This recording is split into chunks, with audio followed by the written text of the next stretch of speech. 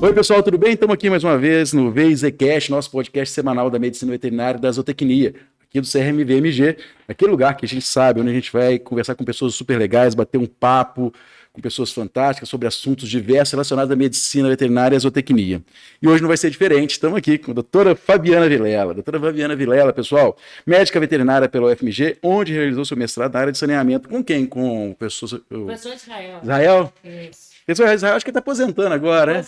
Aposentou agora, querendo só andar de moto, né? Agora trocou a medicina pela moto. Pela moto, né? Não é mais, não é mexer com suíno mais, não. A última vez que eu dei com ele foi no jantar da Seng, todo falando de moto, não sei o quê. Ele e a professora Thierry estão na vida pedir a Deus, né? Mas vamos lá. Ó, atualmente, a doutora Fabiana é consultora da Elo, consultoria empresarial e analista do Sebrae, em Belo Horizonte, atua na área de gestão de projetos, na área do agronegócio, tem experiência na área ambiental, bioenergia, gestão de empreendimentos rurais, atuando principalmente nos temas de sustentabilidade, licenciamento rural, viabilidade técnica, econômica, planejamento estratégico e bioenergia. Muito bem, doutora, muito obrigado, prazer você estar aqui conosco, assim, muito bacana, assim, os seus temas, eu vou te explorar demais hoje, assim. Obrigado por estar aqui conosco hoje. Eu que agradeço a oportunidade e estar aqui contribuindo um pouquinho com os colegas, da gente falar desse mundo, né, que é a veterinária, e da zootecnia também para a nossa área, o que a gente pode desbravar aí dentro desse nosso Brasil. Ó, hoje eu vou inverter um pouquinho. Geralmente, eu peço para o pessoal contar um pouquinho como que entrou na medicina veterinária. Legal, foi conversando com o último, com o Lobão, eles contando, né? Mas eu vou pedir o seguinte.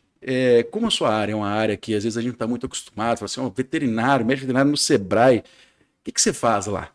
Me conta um pouquinho, depois eu vou perguntar como que você chegou lá, assim, dá só um passando, o que você faz lá no Sebrae, e aí depois a gente vai explorando os outros temas aqui para a gente bater esse papo.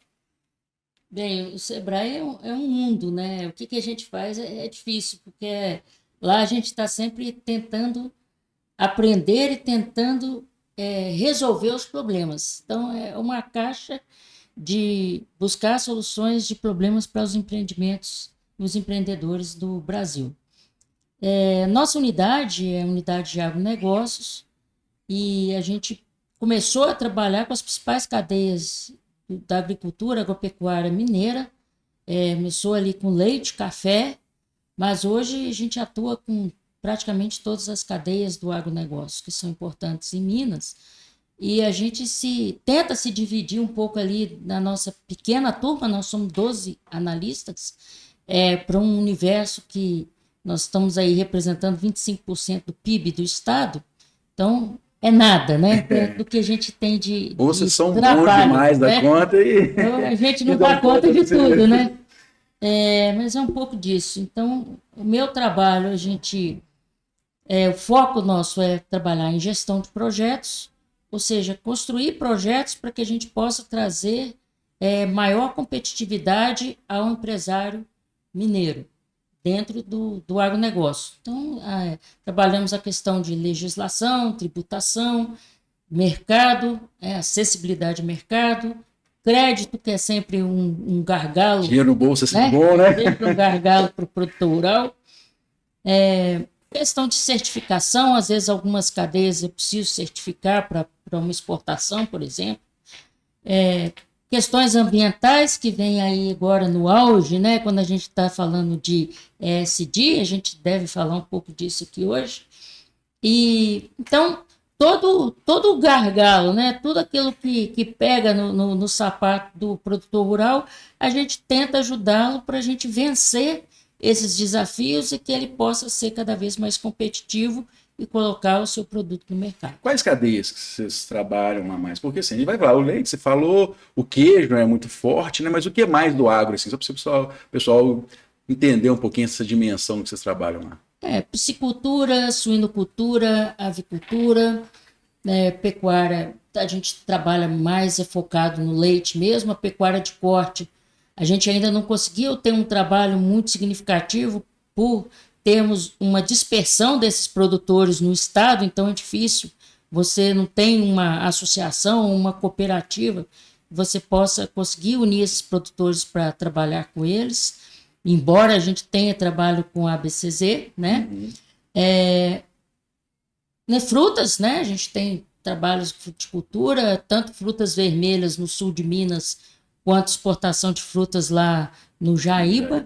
Né? E temos também agora um projeto que nós estamos desenvolvendo, que é com a produção de grãos, que é um estreitamento, uma parceria do produtor de grãos para abastecer a indústria de suínos e aves. E também acaba a gente também abastecendo, ontem eu comentei isso com produtores, abastecendo a cadeia da tilápia, que está muito, né, sendo divulgada aí pelo Estado e desenvolvendo muito, e o próprio PET, né? Então a gente roda, a veterinária cai no PET, né? Então a gente também vai fazer esse alimento que vai fazer a ração e acaba dentro das nossas casas. Sucroalcooleira, vocês estão trabalhando também, eles são muito organizados, né? Eles são muito organizados, eles têm um trabalho forte sendo já feito com a Federação da Agricultura, FAENG, e agora a gente tem aproximado dessa cadeia produtiva já na questão da bioenergia. Então a gente já muda o foco, né? Eles já têm aí toda uma estratégia de mercado, toda uma regulação e um alinhamento com a política pública, né, para a utilização do etanol como combustível no Brasil, mas a gente vem aproximando agora por essa questão da descarbonização da economia, que vai ser a pauta da próxima década que nós vamos discutir isso. Que bom, você vai falar isso daqui a pouquinho. Mas o que deu? Como é que você, da veterinária, foi parar no Sebrae? Conta aí pra gente essa sua trajetória, desde a da escola, desde trabalhar com o professor Israel, e assim, como é que você foi parar no Sebrae? O que você viu, olha, o que a escola me ajudou, o que a veterinária ajudou, e o que ela não ajudou, que eu tive que correr atrás para chegar no Sebrae? Esse é um ponto importante. Eu estava conversando um pouco mais cedo com os colegas, você, olha, pessoal, a gente não sabe escrever muito bem, né? Fazer relatório, essas coisas, e projeto entra muito nisso. Me conta, como é que foi sua trajetória lá na escola? Como é que você foi parar lá e como é que você chegou lá no Sebrae? Bem, os colegas que me conhecem, eles vão saber que é verdadeiro, que a minha paixão por entrar na veterinária foi os gatos, né? Gato? Quem me conhece sabe que eu gosto de gato. Ué, eu achei que era peixe. Ué, Natália, você me enganou. Você é gateira. O meu pai que está ali está indo, porque a gente sempre teve gato. E os meus colegas que vão assistir vão rir nesse momento, né? Porque o problema foi o gato. Mas o gato foi a desculpa, né, para eu entrar lá. Mas a gente, na verdade, foi a desculpa, eu acho que era uma coisa que estava meio latente. Porque é a nossa história de vida, sabe, Bruno? O meu pai sempre foi do setor agropecuário. E a gente não tinha férias, né? Porque ele era aquele servidor público meio CDF e não tirava férias. E a gente tinha férias e ele levava a gente para o trabalho. Hoje eu fiz o contrário, trouxe ele para o meu trabalho, para ele ver como é. Mas você está falando do seu pai, depois você apresenta seu pai também para o pessoal, porque eles não sabem quem é. O meu pai é o Mário Vilela, ele é do setor. Ele é engenheiro agrônomo, formado em Viçosa, e a nossa vida foi pautada dentro da agricultura, né? Então, as nossas férias eram dentro das fazendas da Epamig, dentro dos roteiros da Embrapa, dentro dos dias de campo da Emater. Eu acho que eu não tive muito jeito de fugir. O meu irmão foi para agronomia, o Pierre, e eu fui fazer veterinário.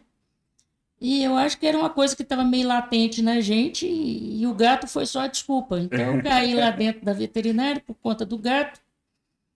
E num primeiro momento eu pensei que eu fosse, né, ser como a maioria dos veterinários entram na faculdade, eu vou ser clínico de pequenos animais, né? Então eu fui fazendo o curso pensando nessa estratégia de vida. E fui fazer uma pós-graduação no interior de São Paulo, em clínica e cirurgia. Mas um dia toca o telefone, meu telefone, os primeiros celular que a gente tinha, aqueles tijolos, né? E era o meu tio, padrinho, ele é engenheiro florestal. E ele me ligou e falou assim, olha, tem um amigo meu que ele assumiu um cargo no Instituto Estadual de Florestas e ele está apertado lá, precisa de uma ajuda de um veterinário para ajudá-lo numa questão. Você podia ir lá? Pois não, posso ir. não sei o que eu posso ajudar no Instituto Estadual de Florestas, mas vou lá. Às vezes mexer com onça, né? Gato, né? Podia ser, né? Então eu cheguei nesse Instituto Estadual de Florestas e ele me contou uma história que o Estado de Minas tinha a obrigação de fazer o licenciamento ambiental de todas as atividades potencialmente poluidoras. Dentre elas, as atividades agro, silvo e pastoris, e foi a primeira vez que eu escutei esse nome enorme, também eram obrigadas a serem licenciadas. Foi que ano? Isso foi em 1999, final de 1999. E, principalmente, a suinocultura, pela questão dos dejetos, e naquela época não havia tecnologia de tratamento de dejetos, o que a gente chama de efluente, aquela água de limpeza, né, da suinocultura, e também quando a gente pensa em bovinocultura, de leite principalmente, que o animal está confinado, os produtores daquela época simplesmente jogavam isso no rio. E como as granjas cada vez ficavam maiores, mais concentradas, o coitado do rio que recebia essa carga, né, de dejeto, essa carga orgânica, eles começavam a ter um grau de poluição muito grande, uma mortalidade de peixe muito grande, e entrava em conflito com o cidadão urbano que não queria receber aquela água contaminada. E então ele me chamou e falou assim, olha, eu preciso de veterinário que nos ajude, como que eu vou trabalhar dentro da granja para que esse produtor não seja a pessoa que vai poluir o rio. E ele não seja a pessoa que o promotor vai lá prender porque ele está contaminando uma água que seria para abastecimento urbano. Quando eu vi ele falando isso tudo, eu falei assim, meu Deus, vou ser bem sincera com o senhor, olha, a escola de veterinária, ela não está preparada para trabalhar nesse sentido. Ela não atua com o veterinário e não nos ensina a ser esse veterinário preventivo. A gente atua na prevenção de doenças, mas a gente não atua na prevenção de poluição. Não existia saúde única ainda, né? Não existia saúde única, a gente não pensava nisso, né? A gente pensava na clostridiose, a gente pensava em jardim, a gente pensava em algumas coisas, mas a gente não pensava no cidadão que ia tomar essa água a jusante dessa granja. E eu fui muito sincera com ele, falei assim, olha, eu estou aqui passando o meu arsenal de médicos veterinários na minha cabeça, mas eu não conheço ninguém que possa ajudar o senhor. Sinto muito, fui embora e voltei para continuar, eu estava quase terminando essa pós-graduação e estava lá atendendo os meus gatinhos e cachorrinhos em paz. 3 dias depois, esse professor, que era professor da Universidade de Viçosa, e aí eu entendi por que o apelido dele chamava Chico, era Chico Doido, infelizmente faleceu em virtude da Covid. Ele me ligou e falou assim, olha, o seu nome já está publicado no Diário Oficial, você começa a trabalhar amanhã. Como? Tem gato aí, né? Eu gostei da sua sinceridade. Já que eu não tenho esse médico veterinário, eu vou te formar. Você foi muito sincera comigo. Eu vou te dar toda a oportunidade de você aprender. E você aprende e vai me ajudar a trabalhar com essa questão na suinocultura.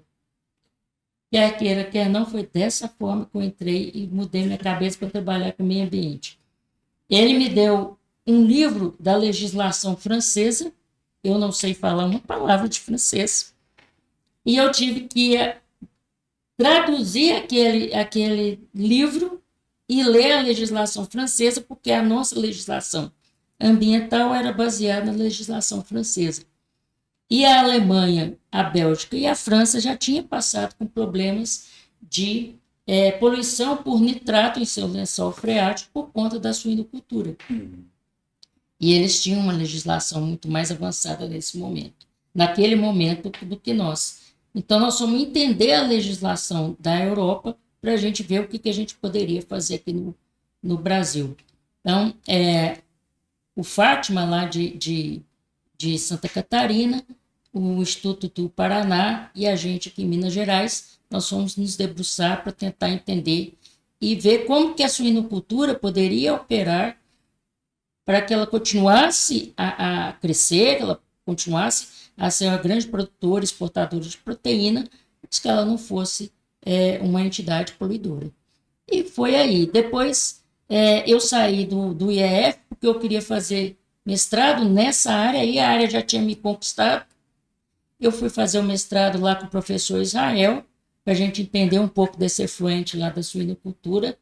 Fiz esse mestrado em parceria com a Embrapa Milho e Sorgo. E logo o Sebrae teve uma chamada pública lá para ser consultor do Sebrae, e eu participei, eu cheguei lá, tinha quase um mineirão de gente para poder fazer essa prova, e eu assustei de tanta gente que tinha, mas na área de agronegócio eram 2 consultores que eles estavam contratando, passou eu um colega de Araxá, e até hoje os 2 estamos no Sebrae ainda. Isso tem quase 17 anos, essa história. Que legal. Me conta o seguinte,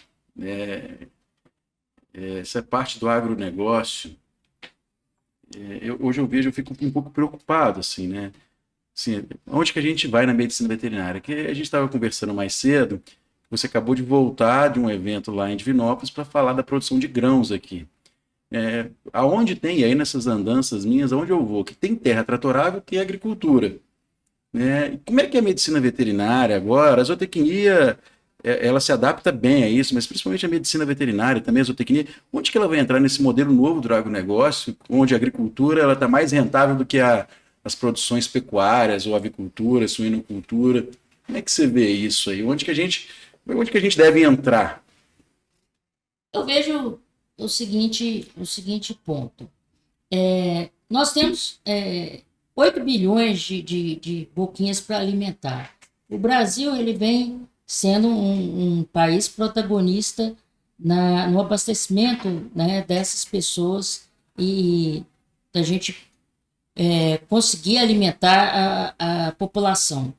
A proteína, a gente estava comentando isso ontem com os produtores lá em Divinópolis, a proteína ela vem como um diferencial na alimentação a partir do momento em que o ser humano se alimentou de proteína, ele conseguiu evoluir, ele evoluiu o seu cérebro, ele evoluiu suas sinapses nervosas, ele evoluiu o seu modo de pensar, e a gente vê os países que são mais desenvolvidos intelectualmente, são os países que têm maior consumo de proteína, né? Quando a gente compara a Europa com a África, é muito mais fácil você entender por que a Europa está onde está em termos de desenvolvimento e a África está atrasada em termos de desenvolvimento da sua nação, das suas nações. Então, isso se dá a partir do momento em que o homem alimenta de proteína, né? Então, o médico veterinário ele tem um papel fundamental na agropecuária de hoje e do futuro, que é a gente continuar alimentando o mundo com proteína de boa qualidade, com uma boa padronização, atendendo ao que os desejos do consumidor, que hoje é de muito mais foco em saudabilidade do que no passado. No passado a gente vivia só à mercê de preço. Hoje a questão da saudabilidade é um fator muito mais louvável aos olhos do consumidor do que preço, propriamente dito. Então eu vejo, Bruno, que a gente tem um mundo de oportunidade, sabe? O agricultor ele tem o seu papel fundamental em abastecer os rebanhos, né, para que a gente possa vender essa proteína. A forma da gente agregar mais valor, eu vejo, sabe, eu me arrepio, eu lembro do professor Paulo Haddad, ele fica invocado quando alguém fala que o Brasil só exporta commodity, e eu também fico invocada com isso. Primeiro que cada grão de soja tem tanta tecnologia embaixo dele, cada quilo de suíno tem tanta tecnologia dentro dele, a gente não pode admitir uma besteira dessa sendo dita, desculpa o termo, mas a gente tem que louvar a agropecuária, porque a pecuária não se faz sem agricultura. Nós precisamos do pasto, nós precisamos da soja, do milho, do sorgo, para alimentar esse animal. E esse animal, ele vai fazer a diferença no desenvolvimento intelectual de uma população. Então, a gente tem que dar muito mais valor ao médico veterinário e ao zootecnista, para poder propiciar que esse alimento chegue da forma padronizada, com qualidade, sem risco de contaminação, e que a gente possa também tratar esse animal, quando ele estiver dentro do sistema de produção, de uma forma digna. Então, essa questão do bem-estar animal, eu tive semana retrasada com alguns alemães lá em Uberlândia, e eles falaram que qualquer projeto que a gente vá fazer em termos de bioenergia, eles não abrem mão da questão do bem-estar animal. E eu, como gosto de gato, né, voltando lá nos gatos, eu também acho que o animal vai estar dentro de um sistema de produção, mas ele tem que ser respeitado. Então, eu não vejo nenhuma profissão que possa fazer isso melhor do que o médico veterinário. Assim, você quase acabou com a conversa. Você deu uma resumida assim, mas esse ponto é muito importante, né? A sustentabilidade é um negócio que passa a fazer mais sentido hoje, né? Sabe por quê? Deixa eu te dar um exemplo. A gente teve semana passada uma reunião lá no Federal. Estamos lá discutindo com a turma do Brasil inteiro, e aí eu falei assim, não, a gente tem que falar mais sobre ESG, né? O ESG, né? Tem que falar mais sobre isso. Aí eu pedi a palavra, assim, olha, gente, não adianta a gente falar mais, a gente tem que praticar mais. A gente está num prédio aqui, para você ter uma ideia, a gente tem uma usina solar aqui em cima, o ar-condicionado, a gente capta essa água de ar-condicionado, vai todo lá para baixo, tem uma caixa d'água de reuso, água de reuso, os nossos carros só usam álcool, e a gente está tentando um selo verde, aí a gente não conseguiu porque ainda tem algumas publicações impressas que isso dificulta a gente obter isso. Se não adianta só falar se a gente não pratica, né? É um negócio que no agronegócio, e aí entra mais ainda, né, da sustentabilidade, o bem-estar animal agora, né? Ele vem pegando muito forte, né? Parece que o pessoal não está entendendo bem, mas isso já é uma realidade, não é? Isso já é uma realidade. Quando a gente vai tratar de cadeias produtivas de exportação, vamos falar aí nossa fonte, né, do agronegócio mineiro, café, complexo soja, complexo de carnes, todos eles a gente já tem que ter, frutas, a gente já tem que ter alguns atributos de respeito ao meio ambiente, aspectos sociais que estão sendo respeitados, e agora vem esse tal do G, que é a governança, né? E a gente tenta um pouco traduzir isso para o produtor. Mas é exatamente isso. O que a gente tem que fazer agora não é só nós falarmos que nós somos sustentáveis, né? Nós temos que mostrar que nós somos sustentáveis. Então, como que a gente faz isso? Através de métrica. Eu só posso gerenciar aquilo que eu meço, né? Então, eu preciso de ter indicadores dentro das propriedades rurais que possam mostrar quem está comprando de mim de que eu realmente faço aquilo que eu digo que faço, né?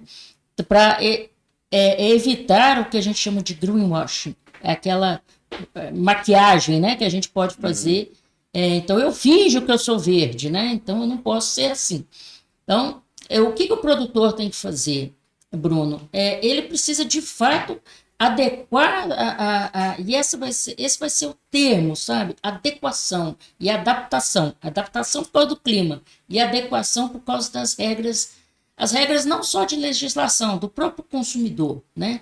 Então, o produtor ele precisa olhar para dentro da sua propriedade, dentro da porteira, e ver o que eu faço do meu sistema produtivo que eu posso estar afetando negativamente o meio ambiente, que eu não esteja contribuindo com a minha sociedade, né? A sociedade enxerga-se o seu funcionário, né? O seu colaborador, sua vizinhança, sua comunidade de entorno, que a gente chama, e a própria sociedade que você está inserida. Então, se eu faço algo que vá contra a sociedade, a minha cidade, por exemplo, eu não sou um bom exemplo, né? Eu não sou um bom produtor.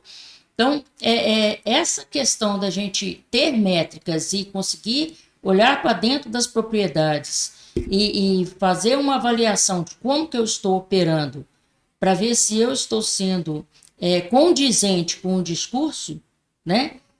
Não adianta fazer só relatório de sustentabilidade.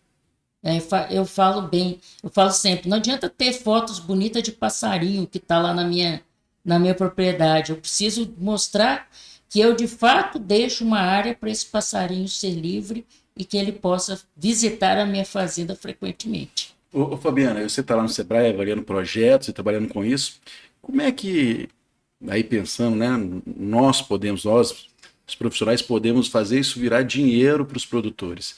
Né? Porque o produtor pode achar muito bonito, mas na hora que ele olha assim, pô, isso não vai me dar dinheiro, não vou fazer isso, eu vou continuar aqui jogando meu carrapaticida de qualquer jeito, né? Não vou adubar minha fazenda, tá? Como é que a gente pode fazer isso e como é que a gente deve fazer isso? Primeiro, o que eu penso, e comentei isso ontem com os produtores, eu começar a medir, né? Primeiro, se eu começo a medir a minha produtividade, o meu gasto com medicamento, o meu gasto com fertilizante, com um inseticida, com o que seja, e que ele não está retornando para o sistema produtivo de forma positiva, quer dizer que eu não estou fazendo o manejo correto. Então, se eu estou gastando algum insumo e ele não traz atributo positivo de aumento de produtividade ou de rendimento, quer dizer que eu já estou fazendo errado. Então, muitas vezes o produtor ele não mede, ele não tem nenhum sistema de controle, ele vai fazendo as aplicações, né, conforme a cabeça dele, ou o dia que está a lua, e ele não sabe se aquele medicamento, aquele insumo que ele utilizou, se ele de fato trouxe algum benefício para a sua produção. Então, às vezes, ele gastou aquele recurso. E aí ele fala, poxa, lá vem esse pessoal de meio ambiente querendo que eu gaste mais, né? O Zerdinho, né? Então, uma coisa que a gente ouve muito, poxa, eu já deixo 20% da minha propriedade obrigatoriamente como reserva legal por causa do Código Florestal. Você ainda vem na minha propriedade, quer dizer que eu tenho que plantar mais árvore, né? Mas quando você mostra para ele que a convivência do bem-estar, do natural com a produção, ela só vai trazer bem-estar para os animais. Um grande exemplo disso é a questão da integração lavoura, pecuária, floresta, que hoje você vai no Mato Grosso do Sul, é uma coisa que está assim, atropelando literalmente. Aqueles pastos infinitamente, que a gente olhava para o horizonte só de pasto e que não tinha uma árvore, isso acabou, né? Você colocar uma árvore, uma linha de árvore nesse pasto, quebrar essa insolação em cima desse gado que está ali 40 graus, recebendo esse sol, né, dilacerante ali, ele vai produzir muito mais. E aí no final o produtor ele vem e fala assim, poxa, de fato eu plantar essa árvore não me tirou terra, eu plantar essa árvore eu trouxe uma melhor ambiência para a minha fazenda, o meu gado produziu melhor, eu fiz uma engorda com menos tempo e com isso eu tive uma melhor rentabilidade. E ainda exportou, né? E ainda exporta, porque ainda consegue um selinho lá, né, no final das contas.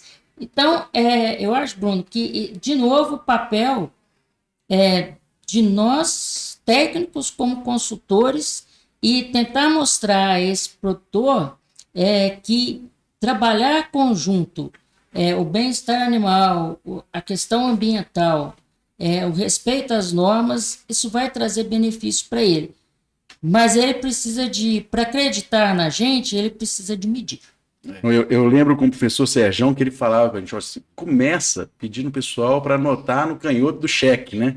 Assim, tudo que comprar, compra no cheque, pelo menos anota ali com o que você gastou. Era o passo inicial ali para saber quanto que estava gastando, né?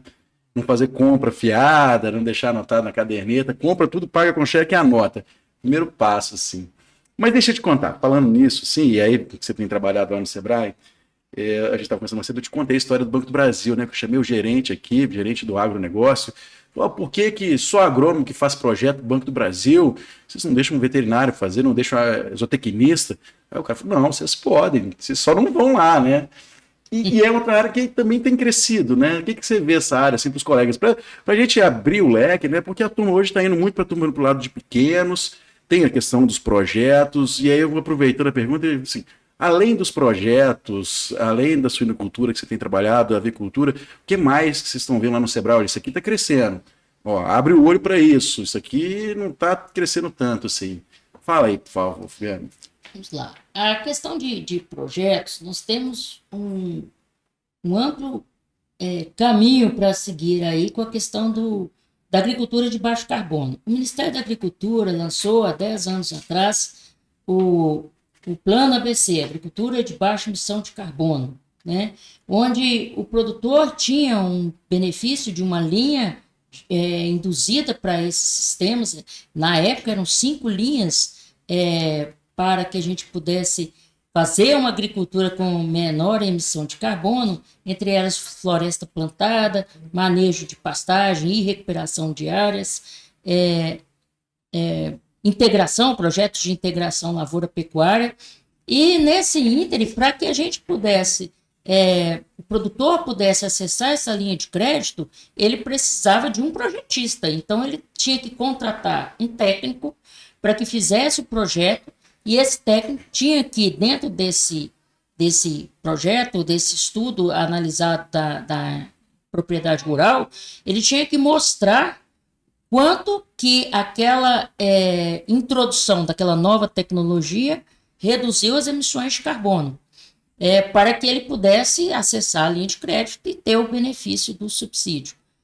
E com isso, a gente tinha um gargalo, nós fazemos parte do grupo de trabalho do Plano ABC do Ministério, e a gente tinha um grande gargalo de acesso à linha de crédito, que era justamente os projetos. Os projetos não chegavam ao Banco do Brasil, que é a principal instituição que faz o aporte desse crédito. Além do Banco do Brasil, tem alguma outra? Tem o BNDES, que aí o Cicobi ele opera pela via BNDES. Mas é uma via, para quem conhece, é uma via muito mais burocrática. E acaba que o Cicobi, sistema, ele acaba tendo linhas próprias que são mais acessíveis ao produtor do que passar via BNDES. Então, por isso que acabava sendo o Banco do Brasil o grande fomentador da linha do Plano ABC.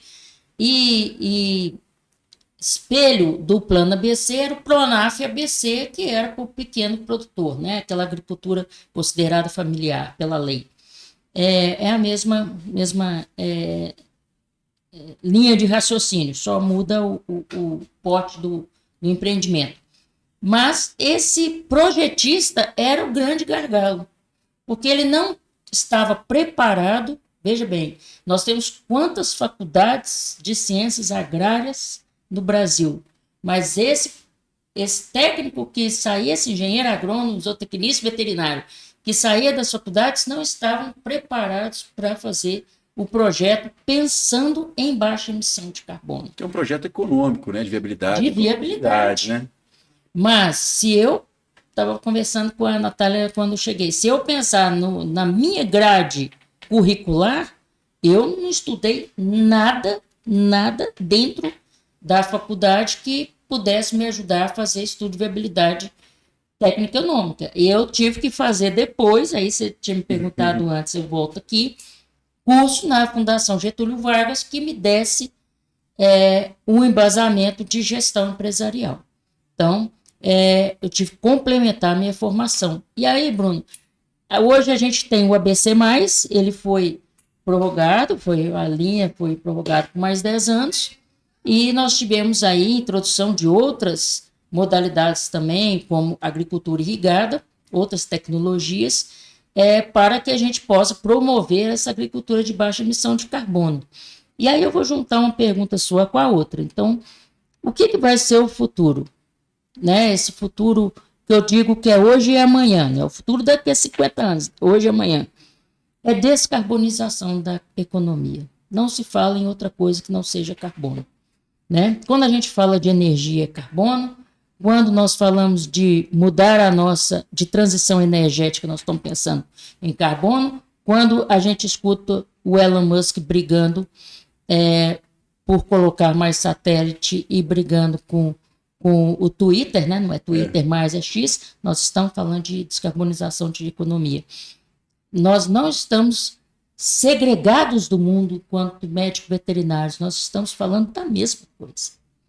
Então, nós temos que começar a enxergar, e as nossas faculdades têm que começar a enxergar esse mundo, né? Então, nós precisamos do médico veterinário, vai cuidar dos cachorrinhos, dos gatinhos, vamos, e eu recorro aos nossos colegas quando eu preciso, porque hoje eu já não trato mais os meus gatos. Eu recorro aos nossos colegas para isso, né? A gente tem que reconhecer quando a gente ficou ultrapassado. Quem está cuidando dos seus gatos? Nós temos vários colegas aqui. Inclusive o Lasmar me salva muitas vezes. Mas eu recorro aos colegas para isso. O Sofal, que trata dos deitinhos e dos gatos. Então, cada um eu recorro para uma coisa. Mas a gente precisa de pensar que a medicina veterinária, a zootecnia, a gente faz parte da economia. E por isso que nós temos que começar a colocar as nossas universidades a pensarem e a falarem de como que nós vamos fazer uma produção com baixa emissão, ou quando tivermos que emitir, como que nós vamos sequestrar esse carbono, para que a gente possa sobreviver a uma pressão de mercado, e vocês viram o que aconteceu na Europa recentemente, com os produtores saindo às ruas. Né? Então, nós somos parte de uma sociedade, nós somos parte de uma economia. Se tem alguma coisa para a gente falar que é novo, não é novo, porque o Brasil já faz isso desde a década de 70, que é o etanol. Né? A gente faz isso brilhantemente bem. Mas agora a gente vai conseguir mostrar ao mundo que a nossa matriz energética ela é limpa, ela é renovável e a gente vai conseguir ganhar para o produtor dinheiro com isso. Né? Que aí vem o mercado de carbono. Então, aquele mercado de venda de carbono, teve uma época, eu lembro quando eu formei, estava quente, assim, eu fui trabalhar em Montes Pastos, tinha uma granja lá. Bem quente mesmo. E assim, aí tinha aqueles biodigestores gigantescos, e aí o pessoal vendia, investiram muito em cota de carbono para construir o biodigestor. Como é que está esse mercado hoje do carbono? Ainda está aquecido como era? Ou é igual os bitcoins aí? Tá lá em cima, depois sobe, como é que está esse negócio? Porque realmente estou por fora disso.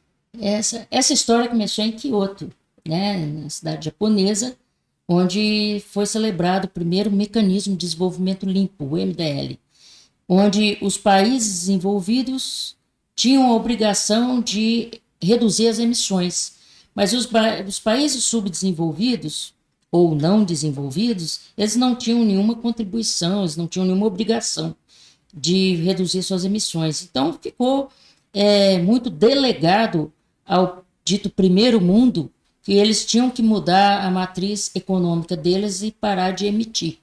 E ficou muito pensando em indústria, né? Como que a indústria tinha que colocar mais filtros, como que ela colocaria formas, né, de contaminar menos o ambiente com gases de efeito estufa, né? Os gases de efeito estufa. Isso foi tendo uma aceleração importante, foi quando esses primeiros suinocultores começaram a colocar esses biodigestores, e alguns deles chegaram a ganhar algum dinheiro, algum cheque. Grande ressaca lá no espaço. Conseguiram ganhar algum dinheiro, alguns cheques, a gente vem comentando sobre isso, dentro desse mecanismo de desenvolvimento limpo, que era uma empresa canadense que fazia essa intermediação desse carbono, e eles conseguiram ganhar algum dinheiro com isso. Com a questão da crise econômica que nós tivemos em 2008, 2009, isso deu uma arrefecida, porque ninguém, e isso eu falo, nenhum produtor no vermelho pensa no verde. Quando a gente está no vermelho, a gente não pensa em meio ambiente, o mundo estava estarrecido com a crise econômica, e aquilo então acomodou um pouco. Foi depois em Paris, né, com o Acordo de Paris, que essa bola levantou novamente, e que aí o mundo falou assim, olha, acontece o seguinte, nós esquentamos demais. Não adianta só os países desenvolvidos tomarem outra iniciativa, vai ter que todo mundo tomar alguma iniciativa. Então, nós vamos, todo mundo vai ter uma cota, todo mundo vai ter uma cota de contribuição das não emissões e todo mundo está chamado à responsabilidade. O Brasil apresentou as suas cotas lá de redução de emissões, dentre elas tem uma cota que é agropecuária, né? Então, de novo, a gente é chamado a ser responsável dentro desse novo mecanismo de desenvolvimento, né? Como que a gente vai fazer a produção com a menor emissão? E mais ainda, como que nós vamos adaptar a nossa produção agropecuária a essa nova realidade climática, né? Algumas pessoas são céticas, existe mudança climática, existe ou não existe? Eu não vou entrar nessa seara. Mas o que a gente tem de dizer é o seguinte, estão acontecendo fenômenos climáticos extremos. Isso ninguém pode negar. A gente vai ver aí o que aconteceu com a cafeicultura recentemente com a geada. Nós vamos pensar aí o que aconteceu agora com a quebra da soja, da safra da soja, com a seca que aconteceu em alguns estados. Mas nós temos que desenvolver, já desenvolvimos pela nossa Embrapa, PAMIG, plantas que são mais tolerantes à seca e tudo, mas nós temos que adaptar os nossos sistemas de produção para que a gente possa ser resiliente. Então, essa é a palavra que nós temos agora para que a gente possa adaptar os nossos sistemas de produção a serem resilientes. E, a partir do momento que a gente consegue fazer ou redução da emissão desse carbono, que nós começamos a sequestrá-lo, e principalmente através das florestas, ou o próprio manejo da pastagem, já que a gramínea utiliza fotossíntese, é a forma mais prática de sequestrar o carbono, eu preciso de trazer com que esse sistema seja com bom manejo, para que ele seja capaz de ser sequestrador desse carbono, mas, de novo, eu preciso de mostrar para quem vai pagar. Então, o mercado de carbono ele vai exigir também técnicos que sejam competentes para fazer o inventário, que é o que a gente chama processo de medição das emissões de carbono dentro de uma fazenda. É um inventário, a gente utiliza uma plataforma global, que é o GHG, e então eu faço a medição de todas as emissões que estão acontecendo dentro daquela propriedade, e eu vou dizer, então, para quem vai pagar a conta, né, de eu ser mais verde, isso a gente tem um mecanismo aí de financiamento verde para isso, que eu vou deixar de emitir. Então, se a minha propriedade, vocês aqui só utilizavam o carro movido a gasolina, e eu agora só vou utilizar o carro movido a álcool, a etanol, o Sebrae também fez esse compromisso há poucos dias atrás, nós vamos, então, mostrar a redução das emissões, porque eu troquei o combustível. Então, a partir dessa formulação desse inventário e de fazer a medição e fazer a conferência para que eu possa buscar o financiamento verde. E aí vai ser quando o produtor vai ficar feliz que ele vai receber o cheque. Mas para ele receber o cheque, você percebe que eu preciso desse técnico estar atuando conjuntamente com esse produtor e ensinando esse produtor a adaptar o processo de produção dele para que seja mais sustentável, mais amigável. A gente rodou, mas a gente está no mesmo ponto, Bruno. Nós precisamos de formar pessoas capazes. Então, isso eu ia te perguntar. Seria a última pergunta, mas já que você tocou no assunto, depois eu vou te perguntar a última. Que é sempre eu jogo vocês numa fogueira, mas eu vou deixar a fogueira, está esquentando aqui, eu estou acendendo, produzindo um pouquinho de carbono, depois eu vou devolver o carbono quando eu tiver lugar na fogueira. Também já tem uma vizinha aqui capitana. Mas, então, para falar aí para o pessoal que está formando agora, que já formou, assim, quais são essas competências aí, ou essas habilidades que para esse mercado que está ávido aí, que não tem, até onde eu estou vendo, não tem esse profissional. Como não tem RT para a área de inspeção, que agora vai mudar por causa do autocontrole, como não tem muita gente cuidando de gato, mas essas outras áreas, o que você vê? Você precisa, não é trilha, como é que você falou? É uma jornada. A sua jornada. Qual que é a jornada que essa pessoa, primeiro, o que ela tem que ter dela, jornada que ela tem que seguir para trilhar nesse caminho, que eu acho que é um caminho fantástico e vai precisar de muita gente, né? Vai precisar, porque quando a gente pensa que o Brasil, de acordo com o último censo agropecuário, nós temos 5 milhões de propriedades, estabelecimentos rurais, né, que é a forma que o IBGE analisa, se nós pensarmos de como que o Brasil pode aproveitar essa oportunidade única que ele está tendo de ser esse grande transformador dessa agricultura, novamente, né? Vamos retransformar, né? Se existe esse termo, a gente já teve aí a transformação na década de 70 e 80, e agora a gente vai de novo transformar essa agricultura para essa questão da sustentabilidade e do carbono, né? Nós vamos precisar de ter profissionais que sejam capazes de instruir, né, de prestar assessoria, assistência técnica aos produtores rurais, para que eles sejam capazes de fazer essa simbiose, né, do modelo de uma agricultura mais conservacionista, né, mais resiliente. Então, esse é o primeiro ponto, de formar as pessoas que sejam capazes de fazer essa assistência técnica ao produtor.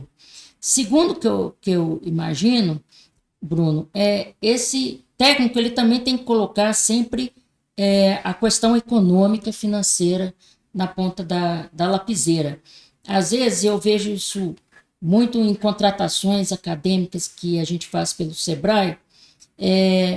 A academia, às vezes, ela tem a excelência da tecnologia, mas ela esquece de mensurar se aquilo é economicamente viável para o produtor.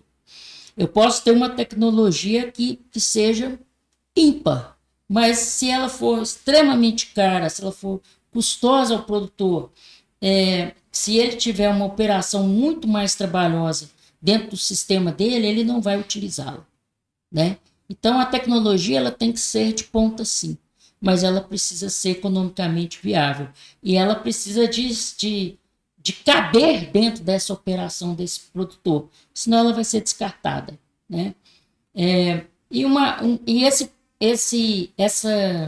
Esses nossos acadêmicos, né, e falando para os nossos colegas que estão nos mestrados e doutorados aí do nosso país, a gente precisa dessa tecnologia vir preparada com essa questão de caber dentro do bolso do produtor e que ele consiga, né, que seja capaz de operacionalizá-la.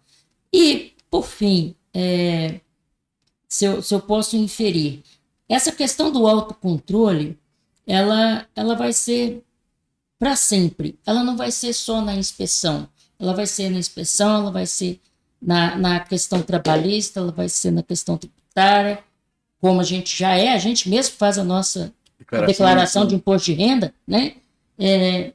A gente vai ser o responsável pela questão ambiental, porque eu faço um compromisso com o Estado através da SEMARD e eu assino que eu estou operando em condizente com as normas ambientais e eu tenho um RT. Esse RT pode ser o nosso colega, o nosso colega zootecnista. Então, esse autocontrole, ele veio para ficar e ele só vai aumentar.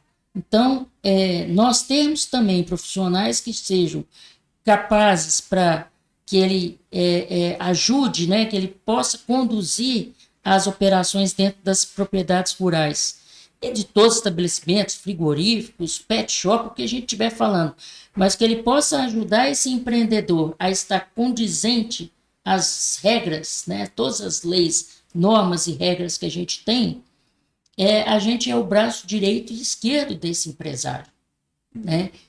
E para isso a gente tem que ter uma coisa que é conhecimento. Não adianta nós ficarmos aqui, eu e você, falando que nós temos um mundo aberto de oportunidades para a gente, se o nosso estudante, se o nosso profissional trainee, né, que acabou de se formar, ele não buscar capacitação, buscar estudar diuturnamente, né? A gente precisa de estar o dia inteiro buscando conhecimento, porque o mercado lá fora, Bruno, ele não perdoa. Quando um produtor contrata um consultor ruim, quando alguém contrata, se a gente, quanto Sebrae, indica um consultor ruim, quem o contratou vai falar com a gente: olha, não quero aquele fulano nunca mais. Aquele fulano aqui não entra. Aquele fulano não sabe nada. Então, assim, a gente custa alguns anos, né? Estou com 27 anos de formado, alguns anos, para a gente ter algum nome no mercado, porque com tantos médicos veterinários que estão aí hoje. Mas gasta o produtor para falar mal da gente e o nosso nome todo pela lama. Então, a gente precisa estudar muito, sabe, Bruno? E louvável a ação do Conselho de fazer essa capacitação, essa universidade. Já está aqui, ó, já anotei uma série de coisas, fazer um curso de projeto. Continuar estudando. Né? A gente precisa continuar estudando, nos capacitar para que a gente possa atender esses empresários da melhor forma possível, colocando as 3 coisas na ponta da caneta. Eu preciso ter a tecnologia, eu preciso ter a viabilidade econômica e eu preciso ter uma capacidade operacional.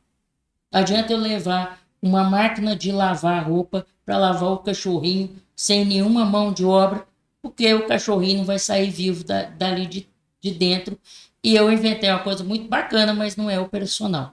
Então, assim, levando para a coisa mais jocosa, mas é isso, né? A gente precisa levar soluções. E aí, Bruno, finalizando o que a gente comentou, vamos, de fato, capacitar os nossos jovens para pensar soluções execuíveis. Às vezes a gente recebe uns aventureiros a startup no Sebrae, os meninos com muito boa intenção, mas eles não saem de trás da bancada do computador e vai ao campo para testar se aquela ideia dele vale, se aquela ideia dele é execuível, se a operação dela no campo é igual ele está imaginando no cenário do computador. Então, a gente também precisa de sair de trás do conforto da bancada, do ar-condicionado, e ir lá no campo, bom despacho, que está bem quentinho hoje, mas testar se aquilo vai acontecer da mesma forma que foi o seu ensaio no computador. Ô, Fabiana, você falando, a gente teve uma capacitação 2 semanas atrás com o Carlos Denizieski, que o cara trabalha com marcas, ele veio falar com a gente aqui sobre comunicação, né, institucional, e aí um dos pontos que ele falou assim, olha, você falou no começo, para a gente ser importante, a gente tem que resolver problema, né? Não adianta você desenvolver uma coisa super legal, você não vai resolver o problema de ninguém, né? Então, assim, você tem que pensar em quais são os problemas para a gente resolver, para a gente ser importante. Não adianta você fazer um negócio super legal e não resolver problema de ninguém, né? Mas aí eu vou te dar um problema. É a hora da fogueira, assim. O que você acha? Você acha que o mundo ele seria o mesmo sem a Embrapa e sem a Epamig ou as outras empresas aí de desenvolvimento de capacitação rural dos estados? Principalmente a Embrapa, assim? Você acha que teria esse tanto de gente no mundo? Aí se me pega uma calça curta, porque a gente está com uma pessoa aqui dentro da sala que a maior capacidade que sou eu para discutir isso perto do meu pai aqui do meu lado. Mas eu vou... Eu falei, fogueira, agora fogueira.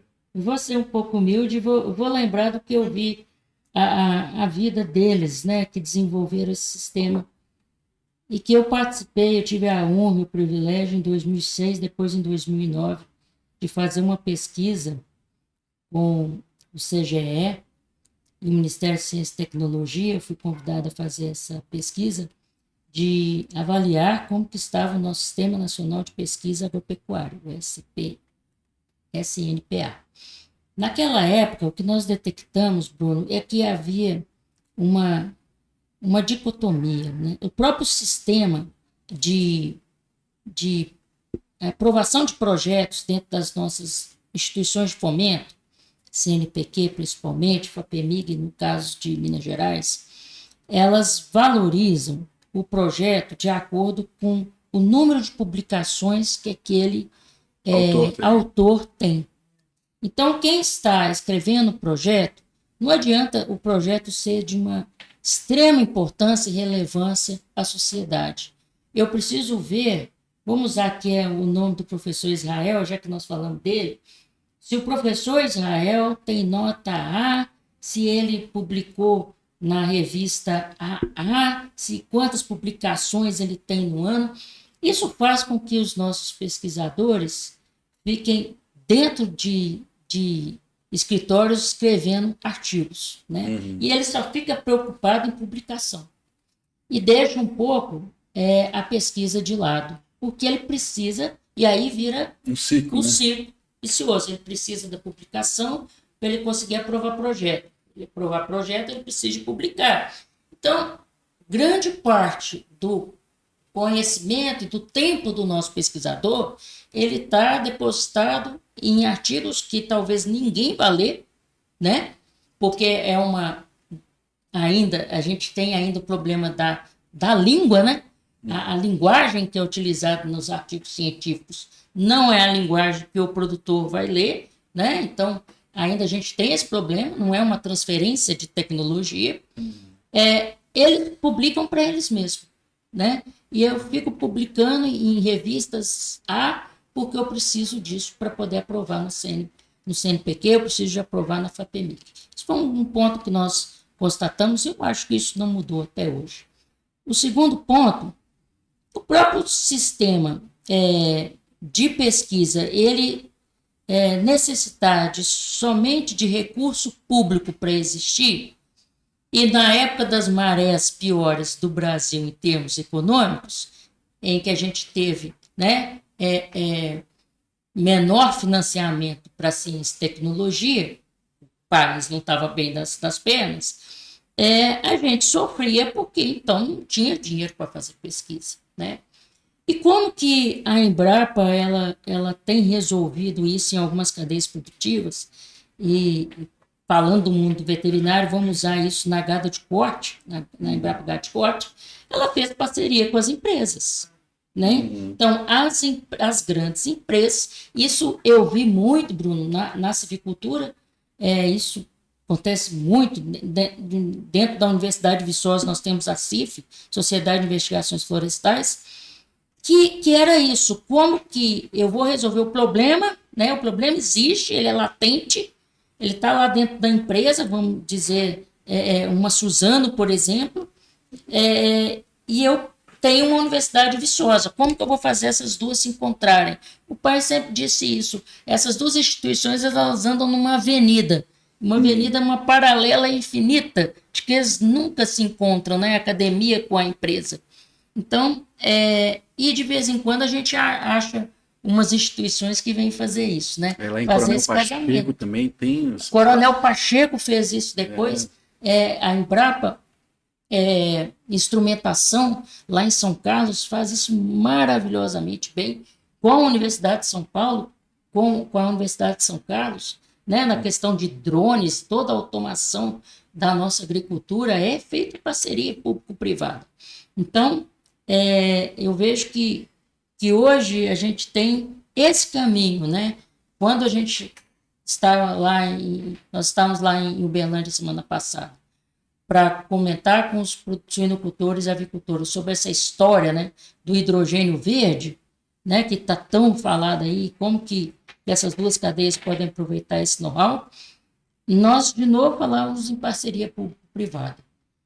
Como aproximar as instituições, as universidades, elas têm as tecnologias, conseguem fazer os equipamentos, algumas empresas também constroem equipamentos, como que a gente pode disponibilizar isso para o produtor? E a gente utiliza uma instituição que lá nós vamos utilizar a Embrapa como essa fonte, né? E cercar todo esse conhecimento e fazer os projetos, fazer a condição dos projetos, para que a gente una essas duas avenidas, né, que elas não sejam as paralelas. E aí a gente vai utilizar a Embrapa para isso. Eu acho que a agricultura, ontem o professor Marcos Genck estava falando isso com a gente, e aí eu vou dizer as palavras dele, não vou nem dizer a minha, porque fica parecendo que eu estou, né, puxando a sardinha para o meu lado, mas a agricultura brasileira, ela se tropicalizou por conta da Embrapa, né? A partir do momento que pessoas que estavam à frente da agricultura brasileira perceberam que do jeito que estávamos não dava para ser. Eu me lembro pequenininha, grudada na saia da minha mãe, em fila para comprar 1 quilo de carne. A gente morava lá em Brasília. Daquele jeito não podia ser. Então, mandou o corpo técnico para fora, falou assim, vai lá ver o que eles têm de bom para você trazer. Só que era um outro clima, eram outros solos, eram outras situações, e que esses camaradas foram para lá, voltaram e falaram assim, tá bom, o que a gente aprendeu lá foi ótimo, mas agora a gente tem um outro trabalho, tropicalizar essa agricultura. Então, durante os anos 70, 80 e até a década de 90, foi um pouco todo esse trabalho de tropicalização da nossa agricultura e que propiciou que a gente saísse de um país importador e hoje estamos aí nesse grande celeiro do mundo. Fantástico. Estou acabando, mas a última pergunta. O que o Sebrae pode fazer por nós? Isso não é fogueira, não, mas assim, a gente estava conversando a questão das clínicas, a questão dos outros setores, assim, né? Que realmente o pessoal às vezes não enxerga a importância do Sebrae. A gente já tivemos algumas iniciativas aqui que não foram muito para frente na área de pequenos, mas tem a parte que você está trabalhando da suinocultura, da avicultura, tem a piscicultura aí que está numa crescente, né? Já que a gente é a caixa d'água do Brasil, né? E aí, o que você vê que o Sebrae, falou, colegas, procurem o Sebrae para fazer isso e aquilo. Uma coisa que eu sempre indico é o Empretec. Apesar de eu não ter feito, assim, estou enrolando para fazer, mas alguém disse, eu quero montar uma clínica. Então fala que faz o Empretec primeiro, depois a gente conversa, assim. Exatamente. Quem vai mexer com clínica, né? Quem vai trabalhar com clínica e quer ser empresário nesse país maluco nosso, e quer ser essa pessoa aguerrida, né? Eu indico, de fato, que essa pessoa faça primeiro o Empretec. O Empretec é uma solução que foi desenvolvida pela ONU. O Sebrae é a única instituição na América Latina que tem direito de utilizá-la.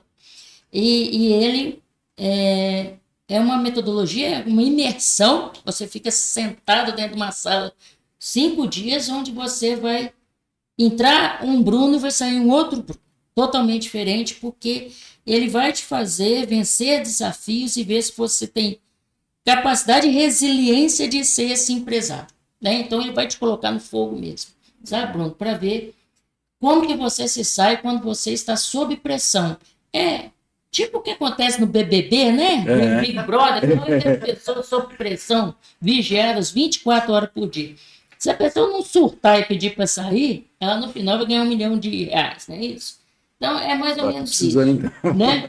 Ela vai entrar dentro dessa imersão e ela vai ser chamada a ter todos os desafios e desenvolver um negócio qualquer, do zero, e ela no final vai ter que vender e vai ter que mostrar que ela foi bem sucedida, né? Então, essa imersão, essa brincadeira, né? Você aprendendo nessa brincadeira para que você se prepare a ser esse empresário. Então, quem vai mexer com gestão de empresas, eu acho que seria um bom passo, né? A gente começar o Empretec. Agora nós fizemos o Empretec Rural, viu, Bruno? Essa é novidade. Novidade. ele começou a rodar ano passado, já voltado para o produtor rural. Então, aquele colega nosso que vai assumir, né, vai assumir a sucessão familiar, que é um assunto que a gente precisa conversar muito. Conversar muito, lá em casa tá assim. Muita questão, sucessão familiar. Minha irmã fez o Empretec e foi para a roça. É um assunto, gente, que isso dá um outro podcast. Mas, então, para quem pretende, né, vai assumir os negócios de casa, ou tá vendo lá, a coisa do pai não está muito bem, precisa dar um arrimo ali, vamos fazer um Empretec rural para a gente poder saber fazer essa negociação, saber fazer esse atendimento e a gestão do empreendimento. Outros cursos, gente, vocês têm a capacidade de entrando dentro do site do Sebrae a fazer a sua jornada, né? Se ele já é um empresário, se não é um empresário, você tem as duas portinhas que vai abrir e você vai se capacitando, né? A questão, gente, marketing, nós somos péssimos de marketing, nós não sabemos vender, né? Eu fui a uma clínica uma vez, onde eu fui trabalhar logo no início da carreira, e eu não fiquei 2 dias, porque o colega queria que todo cachorrinho que entrasse para tomar banho, que eu olhasse se os dentinhos estavam precisando de fazer limpeza, tatarectomia, vamos falar direitinho, né? Nós estamos veterinários. E que eu ligasse imediatamente para o proprietário e já fosse quase que ali sedando o animal fazendo o procedimento. Nossa, não, fazer isso não, isso é antiético, não vou fazer isso. Ele trouxe o animal aqui para fazer o procedimento X, não é o Y, né? Então, assim, a gente precisa trabalhar melhor como que a gente vai não vender nosso serviço, nós não somos, né, vendedores de serviço, nós temos que mostrar o que nós estamos ali para atender aquele paciente, né, que chega ali, o animal que chega ali é o nosso paciente. Questão de comercialização também, nós temos muita dificuldade. De preço, né, de cobrar. Formação de preço, isso é uma coisa que chega muito para a gente, né, como que eu vou vender. Um outro ramo que tem bastante procura, exportação. Né? Nós estamos começando aí com a aquicultura crescendo no estado.